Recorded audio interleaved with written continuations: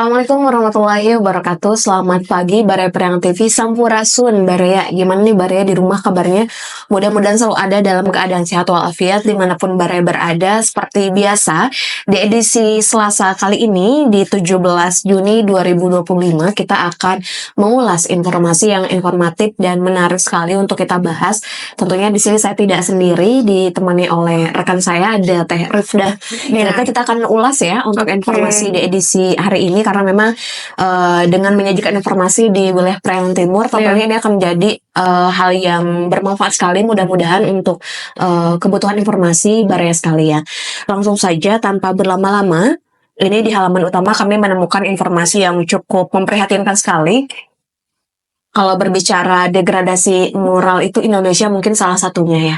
Kenapa? Karena dengan maraknya kasus-kasus yang menggelikan di telinga, termasuk informasi yang kami dapatkan di sini, Baraya bisa melihat ini ada informasi terkait kasus kekerasan seksual terhadap anak di bawah umur.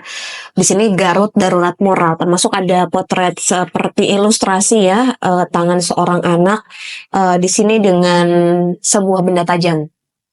Saya akan bacakan dulu informasinya. Maraknya kasus pelecehan seksual terhadap anak di bawah umur yang melibatkan oknum tenaga pendidik dan tokoh agama mendorong mahasiswa di Garut untuk mendesak pemerintah Kabupaten Garut segera menetapkan status darurat moral dan pendidikan.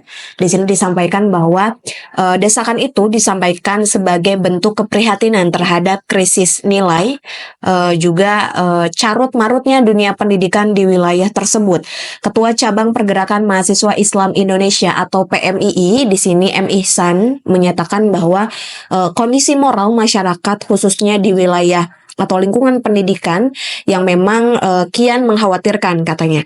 Namun di sisi lain ia melihat pemerintah Kabupaten Garut yang tidak menunjukkan ya keseriusan dalam pendidikan agar ada penanganan lebih lanjut katanya, termasuk biasa disampaikan tujuan katanya dari mahasiswa mendesak dari pemerintah ini adalah untuk menetapkan status darurat moral dan pendidikan.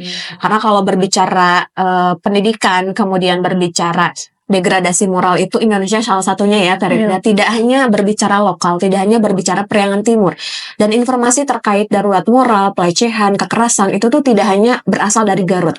Banyak wilayah-wilayah lain yang masih banyak sekali marak terjadi kekerasan seksual, tidak hanya terhadap orang dewasa bahkan juga terhadap seorang anak. Nah, di sini juga disampaikan Baraya bahwasanya terkait pendidikan dan darurat moral ini agar ada penanganan yang lebih serius katanya ya terhadap atau kepada pemerintah terkait kasus-kasus yang ada karena memang dinilai belum menunjukkan kebijakan konkret dalam satu hari masa kerja kepemimpinan mereka. Jadi ini juga disangkut pautkan dengan kinerja pemerintah, termasuk memang rata-rata ya tarif dan kepala daerah di tahun ini karena memang mereka semuanya baru serentak dilantik di beberapa bulan lalu. Tentunya menjelang sudah lewat 100 hari kerja, tapi untuk beberapa masyarakat yang kritis ya akan kinerja tentunya mempertanyakan begitu ya akan kinerja prioritas yang akan tangani, termasuk salah satunya seorang mahasiswa yang memang menekan pemerintah atau Bupati Garut ini untuk bisa menetapkan status Garut darurat moral gitu. Nah, menjadi salah satu alasan juga tentunya hal ini mudah-mudahan dengan keresahan yang ada tentunya menjadi salah satu hal yang dipikirkan lebih lanjut, juga langkah konkret yang kedepannya akan dilakukan untuk menangani kasus-kasus yang demikian gitu. Bahkan mudah-mudahan Garut bisa menjadi salah satu contoh wilayah yang mampu menangani kasus darurat moral ini secara efektif gitu ya.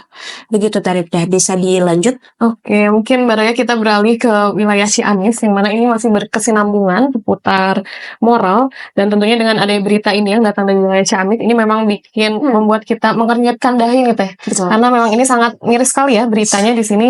Kita bacakan terlebih dahulu. Di sini bayi yang ditemukan pemburu tupai akhirnya meninggal dunia. Kita akan bacakan seperti apa kronologisnya sehingga bayi ini ditemukan dan pada akhirnya akhirnya ini meninggal dunia. Si bayi yang ditemukan oleh pemburu tupai tergeletak di bawah pohon jengkol di sebuah kebun milik Kursa di Dusun Karanganyar, Desa Rancah, Kabupaten Ciamis, meninggal dunia pada Sabtu 14 Juni 2025 sekitar jam 04:45 dini hari. Sebelumnya bayi yang diketahui berjenis kelamin perempuan tersebut sempat dirawat di Puskesmas Rancah karena kondisinya yang semakin memburuk, lalu dirujuk ke RSUD Ciamis. Nah, dengan adanya kejadian ini, tim medis Kabid Pelayanan Medis RSUD Ciamis, Bayu Yudiawan, mengatakan bahwa saat menerima bayi tersebut dari Puskesmas Rancah, pihak RSUD Ciamis telah berupaya maksimal melakukan perawatan. Bayi perempuan itu dirawat di ruang NICU khusus untuk perawatan bayi. Namun sayangnya sang bayi tak mampu bertahan karena kondisinya yang sudah parah. Ya tentunya ini menjadi prihatin ya Pak? Betul. Prihatin apalagi memang yang menemukan ini seorang pemburu tupai yang sedang bekerja di ladang, yang mana dari berita yang kita dapatkan ini bahwa sebelumnya diberitakan bahwa suasana Dusun Karanganyar, Desa Rancah, Kecamatan Rancah, Kabupaten Ciamis ini tengah digegerkan pada siang Jumat tanggal 13 Juni 2025 bahwa warga mendengar suara tangisan bayi yang berasal di bawah pohon jengkol kebun warga. Nah, suara tangisan bayi tersebut didengar oleh warga yang sedang berburu tupai. Ketika sedang berjalan mendengar suara bayi, dengan rasa bingung ada suara bayi di tengah kebun, lalu memastikan suara itu. Nah, setelah ditelusuri, ternyata memang ditemukan bayi tergeletak di dekat pohon jengkol. Ya tentunya ini kita yang mendengar berita ini ikut berduka cita dan juga turut prihatin bahwa seorang bayi gitu yang masih pure, masih murni dilahirkan ke dunia dengan kondisi ternyata harus bernasib ditemukan di kebun oleh pemburu tupai gitu ya. Nah, di mana di sini juga tim polisi ini telah melakukan penyelidikan siapa yang membuang bayi ini, sehingga bayi ini ditemukan dengan kondisi yang tidak baik dan dengan kondisi yang semakin parah, akhirnya bayi ini meninggal dunia. Tentunya kita mendoakan agar tidak ada lagi ya kejadian serupa, karena memang bayi ini kan salah satu penerus bangsa gitu ya teh ke depannya itu. Nah, tentunya kita akan mendoakan yang terbaik agar tidak lagi ditemukan kasus-kasus demikian, dan tentunya petugas terkait dapat menangani masalah-masalah demikian ini dengan efektif dan juga solutif. Oke, Teh, mungkin bisa beralih. Oke, kita akan beralih ke informasi di wilayah Kota Tasikmalaya. Di sini ada informasi yang kalau dibilang prihatin, tapi kita akan baca dulu gitu Bare ya sampai akhir. Di sini rumah hancur dan anak putus sekolah, nasib mantan ketua RT terlupakan pemerintah katanya.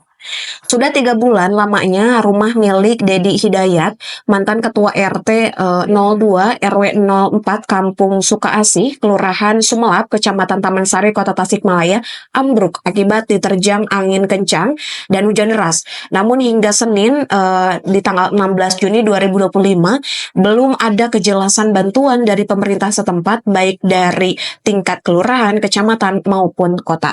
Di sini Bara bisa melihat potret dokumentasi yang tim kami dapatkan, sebuah bangunan yang memang terlihat rapuh gitu ya, rapuh dan memang terlihat agak kumuh. Tentunya ini juga memicu rasa prihatin ya dari kami, termasuk kami juga akan membacakan dulu informasinya di sini.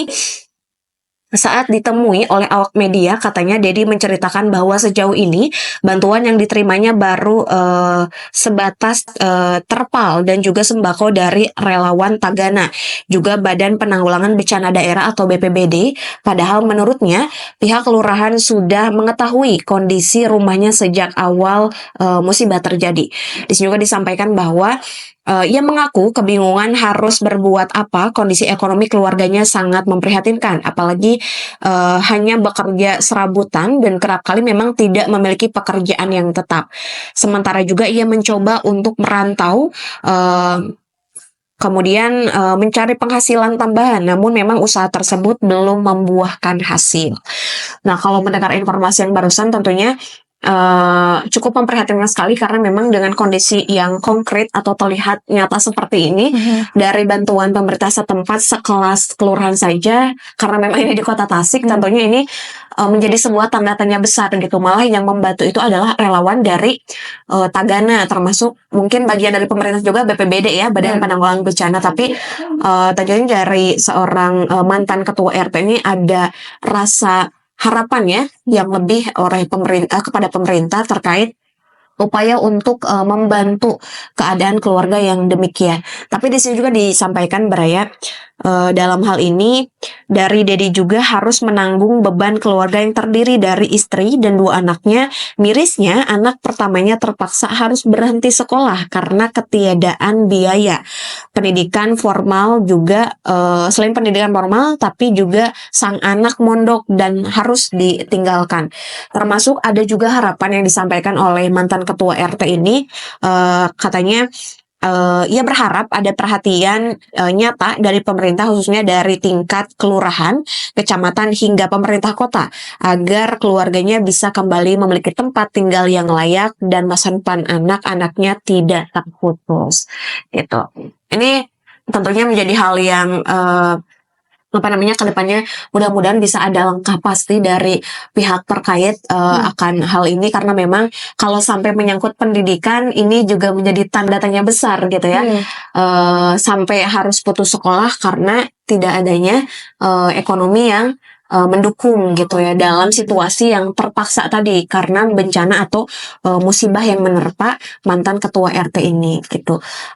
Mudah-mudahan nanti di informasi berikutnya kita bisa mendapatkan informasi terbaru terkait tindak lanjut dalam hal ini, dan mudah-mudahan apa yang terjadi ini menjadi sebuah pelajaran ya untuk beberapa pihak, supaya bisa menindaklanjuti lebih lanjut gitu ya.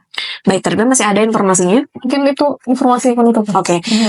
Berarti informasi yang barusan menjadi informasi yang penutup dari wilayah Kota Tasikmalaya. Tentunya dalam hal ini mudah-mudahan informasi yang kami sampaikan bisa bermanfaat untuk Baraya, dan supaya tidak ketinggalan informasi lainnya, Baraya bisa langsung mengecek ya, pantengin di kanal portal kita di YouTube Priangan TV, termasuk ketika Baraya tidak menemukan kejelasan dan kelengkapan informasi lainnya. Itu saja yang bisa disampaikan. Mohon maaf apabila ada kesalahan. Saya Rusmanti pamit undur diri, dan rekan saya Rifda Zulia. Nun wal kolami wa mayasturun wallahu muwaffiq ila aqwamit thoriq. Wassalamualaikum warahmatullahi wabarakatuh.